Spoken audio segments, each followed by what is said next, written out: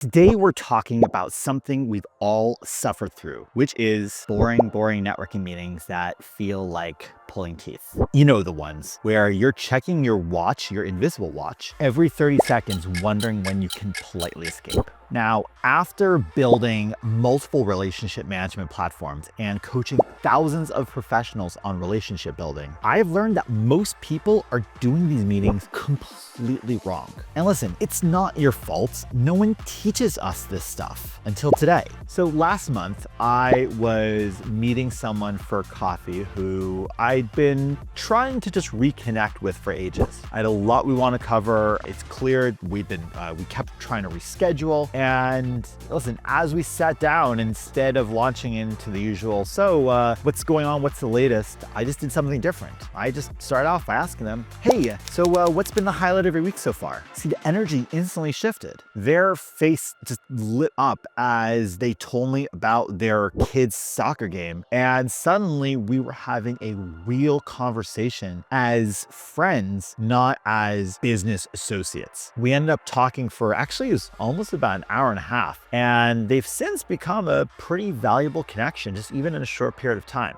Here's the thing. Most people approach networking meetings like they're filling out tax forms, right? It's professional, it's formulaic, and about as exciting as watching paint dry. Like that time I found myself staring at a wall for 20 minutes to avoid making eye contact with someone at a conference, right? Don't be that person. What most people don't realize is that business relationships aren't actually about business. They're about the relationship side of it. They're about trust. And trust happens when people connect as humans first. So if you find yourself constantly stuck in kind of the doldrums of, the boring, official kind of sounding networking meeting, here are a few ideas about how you can transform that next networking meeting. Whether it's a dinner or a coffee or a walking meeting, or you're just even at a loud event. First is to set the tone immediately. Within the first 10 seconds, make it clear this isn't going to be just another boring meeting like they've had hundreds of. Say something like, hey, listen, I'd just love to get you to know you as a person, right? Not just, our LinkedIn profiles. Skip the usual small talk. I sometimes won't be that forthcoming, but I've really never had anyone say no to this, right? Once someone did look at me like I suggested we swap clothing, but they still were open to it. That's again why I sometimes will just open with a question saying, hey, so what's been the highlight of your week? Yes, I'm genuinely interested in the topic, but it's also setting that this is not going to just be a normal saying, hey, how are you? Yeah, traffic, etc. We're starting off on a very different foot. Second is to ask questions that actually matter. So instead of how's business, try one of these questions. Hey, so what are you excited about right now in your work? Or what's a challenge that you've been working through that's been on your mind? Or, hey,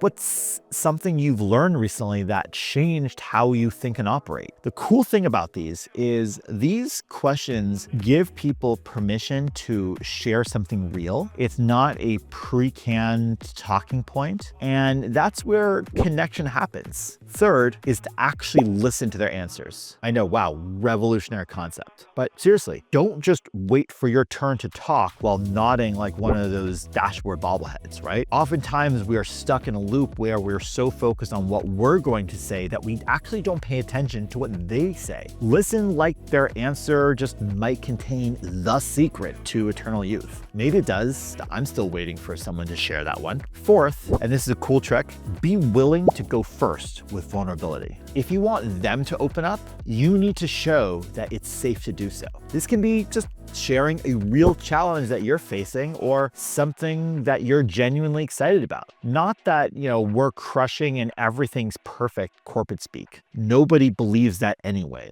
not even your mom, right? Fifth, before you leave, be specific about how you'll help them. Not some vague, let's stay in touch that means absolutely nothing. Say something like, hey, after hearing about your challenge with finding a technical co-founder, I think you should meet my friend Sarah. Can I make that introduction this week? Then actually do it. Sometimes even before you've even left the coffee shop, right? I've seen people just take out their phone and make a quick text intro. Now, it doesn't necessarily need to be a big thing. It can just be recommending an article or even a song you listen to, right? Just some show of value and showed that you actually followed through. Here's what most people get wrong. They think that networking is about collecting as many contacts as possible. It's about creating meaningful connections with a smaller number of people. Quality over quantity is honestly, it's like choosing ice cream. One like truly amazing scoop, and you know when you've had one, beats like a gallon of the cheap grocery store stuff that just tastes like frozen disappointment. The next time you're meeting someone new, remember a few